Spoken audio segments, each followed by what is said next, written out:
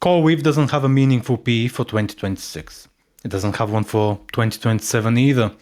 In 2028, analysts have it trading at approximately 104 times, and in 2029 it drops to about 18. That 1 year change tells you almost the entire CoreWeave story.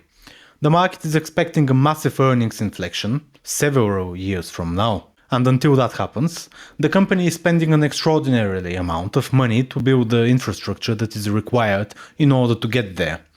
So forget about PEG for this one. I want to know what CoreWeave is generating today and what it is spending, how it's funding that spending, and what needs to happen in order for the 2029 valuation to make sense. This is exactly the kind of company where I don't want to force a normal valuation framework.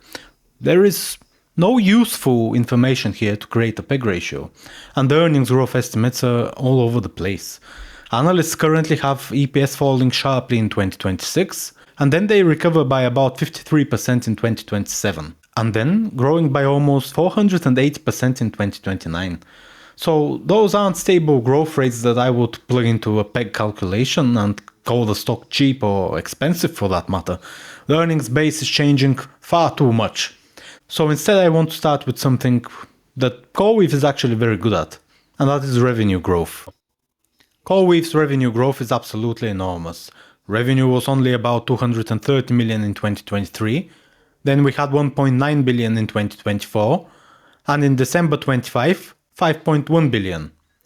If we look at the latest 12 months, there is a revenue of 7.6 billion. That is growth of about 115%. So there is no question that demand is translating into revenue. It clearly is. The question is what CoreWeave has to spend in order to generate it. And that's where the numbers become much more aggressive. The company is still losing money. Operating profit over the last 12 months was minus 144 million. Net income attributable to common shareholders was minus 1.9 billion. And diluted EPS was negative 3.65. That is why today's PE isn't really useful. But the income statement also doesn't tell us the most important part of the story. And for that we need to look at the cash flow statement. CoreWeave generated about 6.9 billion in operating cash flow over the latest 12 months. That's a huge number for a company with roughly 7.5 billion of revenue.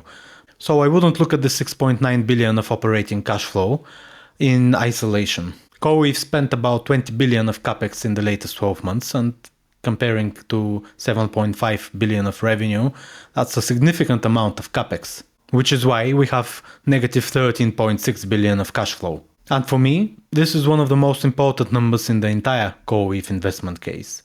The growth is absolutely real, we can see it. The amount of capex required to support that growth is simply enormous. So how are they funding this would be a good question to ask. And the answer is obviously simple, it's debt. So CoreWeave issued about 24 billion of long-term debt in the latest 12 months alone. It repaid about 7 billion, and so the net issuance of long-term debt is around 17 billion. That's the trade-off that investors are making.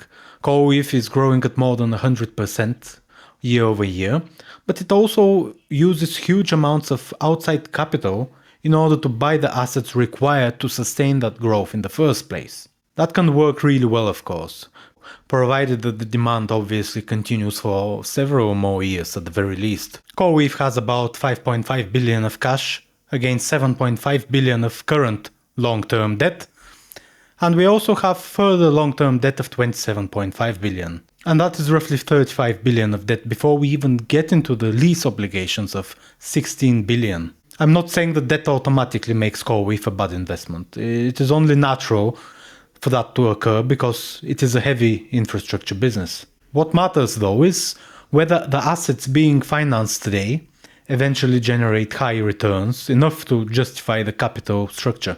And that is why the analyst estimates for 2029 matter so much. In 2028, the estimated PE is about 104. Then it goes down to about 18 in 2029. And analysts expect EPS growth of almost 480% in 2029. That is the year that the current valuation is leaning on. The infrastructure being built today has to start producing much more earnings. The revenue base has to continue growing, and economics of the business have to improve dramatically. If that happens, today's valuation could look completely different by 2029. If it doesn't, then the current financing requirements become much harder to ignore. The bull case is easy to understand. CoreWeave is scaling extremely fast and revenue is up more than 100%. The company has already reached roughly 8 billion of revenue in the latest 12 months, and analysts expect a massive earnings improvement by 2029. If the infrastructure being built today remains heavily utilized and produces years of revenue, then today's spending could eventually look rational and even optimal. The upside case is that CoreWeave is building the infrastructure before the earnings arrive, and that is quite the possibility. The bear case is that investors are paying for the outcome before it is even proven. Capex about 20 billion, free cash flow negative 13.7, net new debt approximately 17 billion, and the valuation starts to look remotely normal once you get several years into the analyst forecast. If growth slows before earnings and cash flow catch up, then the risk changes very quickly. CoreWeave doesn't just need to grow. It needs the economics of that growth to work. So I don't think that PEG tells us anything useful about CoreWeave today. And I don't even think that the near-term PE helps us in any way either. The company is in the middle of such a large investment cycle that the more useful question is what all of this spending eventually produces. And revenue is growing at about 115%, but CoreWeave is also spending more than 20 billion a year on capex. It is also generating negative free cash flow and adding significant debt as it goes about its business. Then by 2029, analysts expect earnings profiles to change dramatically, and that's the bet. And you're not really buying CoreWeave today based on today's earnings for that matter. You're buying the idea that the infrastructure being financed and built today becomes a much more profitable business 2, 3, 5 years down the line. I can understand this thesis, and provided that the AI cycle doesn't turn out to be a bubble, there isn't really a scenario where CoreWeave, Nebius, or other competitors fail. So, would you buy CoreWeave based on that expected 2029 earnings inflection? Or do you think that capex and debt makes the risk too high? Let me know below, and subscribe for more company valuation breakdowns.